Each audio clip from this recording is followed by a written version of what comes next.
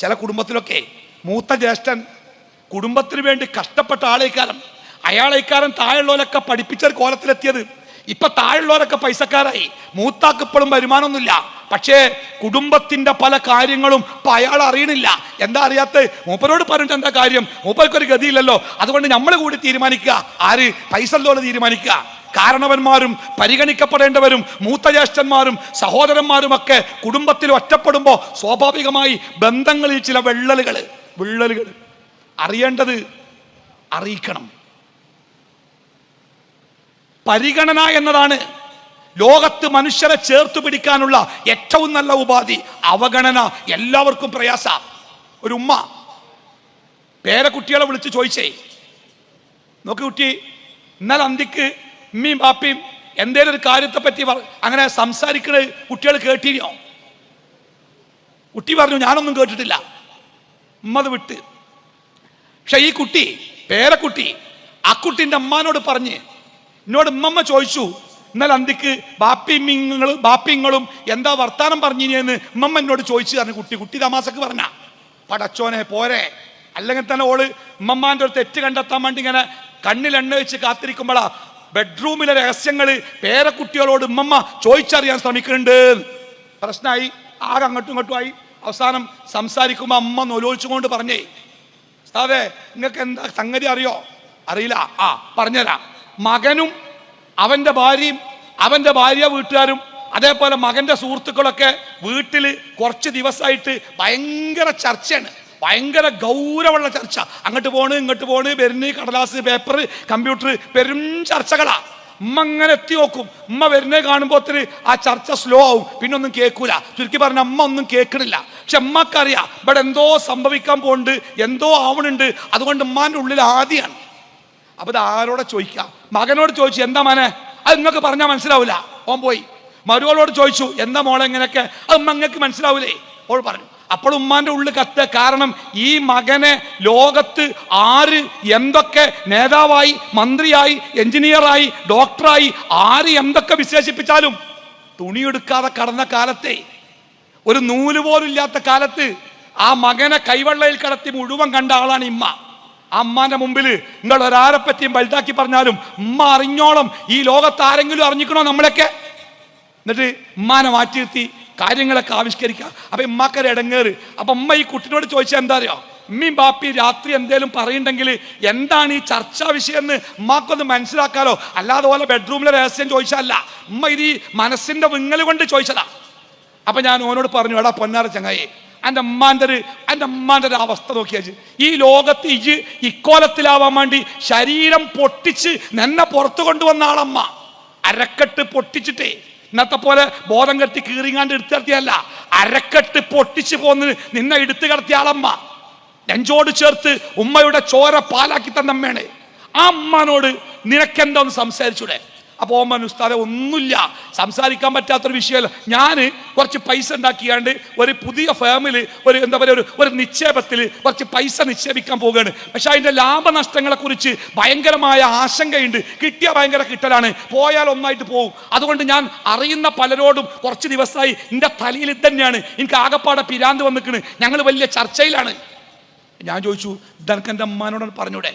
അതൊക്കെ ഉസ്താദ് ഉമ്മാക്ക് മനസ്സിലാകും. ഉമ്മാക്ക് എന്ത് നിക്ഷേപം, ഉമ്മാക്ക് എന്ത് ഷെയർ മാർക്കറ്റ്, എന്ത് സ്റ്റോക്ക് മാർക്കറ്റ്, ഉമ്മാനോട് പറഞ്ഞിട്ട് ആ നേരാണ് പോയി കിട്ടുക എന്നല്ലാതെ ഉമ്മാക്ക് വല്ലോ മനസ്സിലാകുമോ? ഞാൻ പറഞ്ഞു, പൊന്നാറ സുഹൃത്തെ, എൻ്റെ ഈ ബേജാറ് എൻ്റെ അമ്മാനോടൊന്ന് പറയേ. ഉമ്മ അങ്ങനെ ഇങ്ങനെ ഒരു പരിപാടി ഉണ്ട്, എന്താണെന്ന് ഉമ്മാക്ക് അറിയില്ല. ഞാൻ ഇങ്ങനെ ഒരു പരിപാടി ഉണ്ട്, ആ പരിപാടി കുറച്ച് പൈസ ഇറക്കുന്നുണ്ട്. ഉമ്മ നിങ്ങൾ അള്ളാനോടൊന്ന് തേടണം കേട്ടത് പറയേ.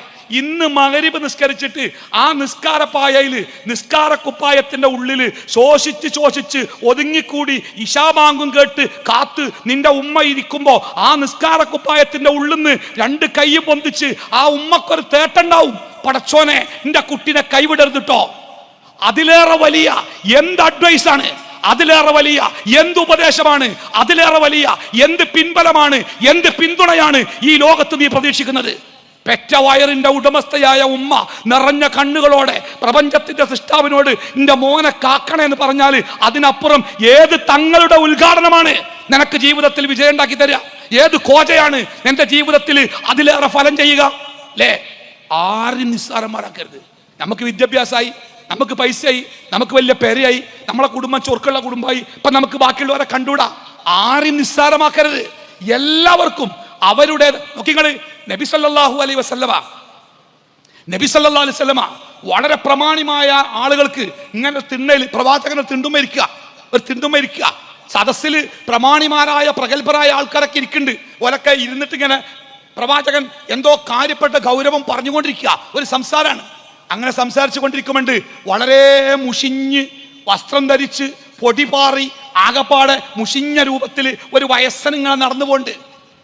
റസൂലുള്ളാഹി എണീറ്റ് പോയിട്ട് അവിടെ പോയിട്ട് അയാളെ ചേർത്ത് പിടിച്ചു കൊണ്ടുവന്നിട്ട് തൻ്റെ സമീപത്ത് അവിടെ ഇരുത്തി. സദസ്സിൽ സ്റ്റേജുമേ അവിടെ ഇരുത്തി. എന്നിട്ട് ഇങ്ങനെ നോക്കിയപ്പോണ്ട് അതിൻ്റെ ബാക്കിലുണ്ട് അതിനെക്കാട്ടിലും മുഷിഞ്ഞ വസ്ത്രം ധരിച്ച ഏറെ അവശയായ ക്ഷീണിച്ച ഒരു സ്ത്രീ വരുന്നു.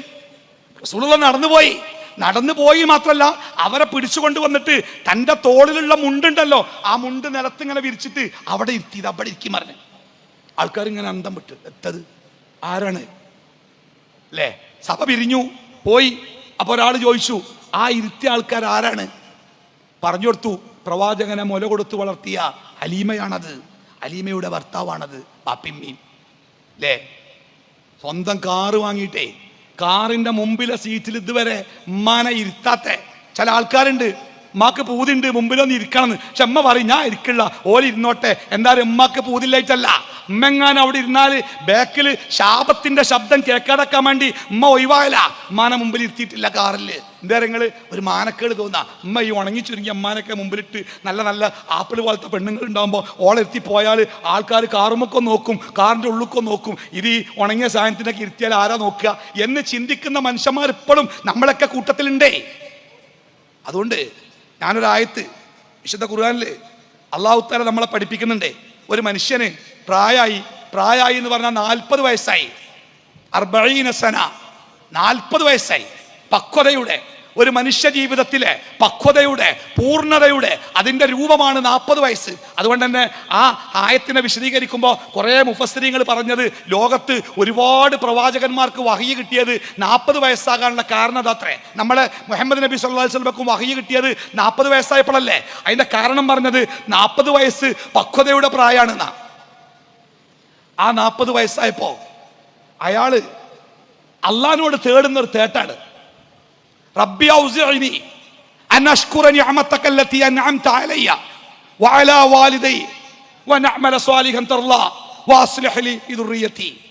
പടച്ചോനെ, നീ എനിക്ക് ചെയ്തു തന്ന വലിയ അനുഗ്രഹം ഉണ്ടല്ലോ, ആ അനുഗ്രഹങ്ങൾക്ക് നന്ദി കാണിക്കാൻ എനിക്ക് നീ അവസരവും മനസ്സും ഈമാനും ഒക്കെ തരണം കേട്ടോ. അതോടൊപ്പം എൻ്റെ മാതാപിതാക്കൾക്ക് നീ ചെയ്തു കൊടുത്ത അനുഗ്രഹം ഉണ്ടല്ലോ, ആ മാതാപിതാക്കൾക്ക് നീ ചെയ്തു കൊടുത്ത അനുഗ്രഹം കൊണ്ടാണല്ലോ ഈ ഞാൻ ഇക്കോലത്തിൽ ഉണ്ടായത്. എൻ്റെ വാപ്പാക്കും ഉമ്മാക്കും ഒരു കാലില്ലാത്ത മകനെയാണ് നീ കൊടുത്തിരുന്നെങ്കിൽ എൻ്റെ വാപ്പ കാലില്ലാതെ ഇരിക്കൂലേ? എൻ്റെ വാപ്പാക്കും ഉമ്മാക്കും ഒരു ബുദ്ധിയില്ലാത്ത മകനെയാണ് കൊടുത്തെങ്കിൽ എനിക്കിപ്പോ ബുദ്ധി ഉണ്ടാവില്ലല്ലോ. അപ്പൊ ഞാനെന്ന ഈ സർവ്വ സുഖം അനുഭവിക്കുന്ന ഈ ഞാന് എൻ്റെ മാതാപിതാക്കൾക്ക് നീ ചെയ്തു കൊടുത്ത നിയമത്തല്ലേ പടച്ചോനെ? അതുപോലെ എൻ്റെ മാതാപിതാക്കൾക്ക് നീ എന്തൊക്കെ അനുഗ്രഹങ്ങൾ ചെയ്തു കൊടുത്തുക്കണോ അതിനൊക്കെ നന്ദി കാണിക്കാനുള്ള കഴിവ് അവർക്ക് കൊടുക്കണമെന്നല്ല എനിക്ക് തരണേ.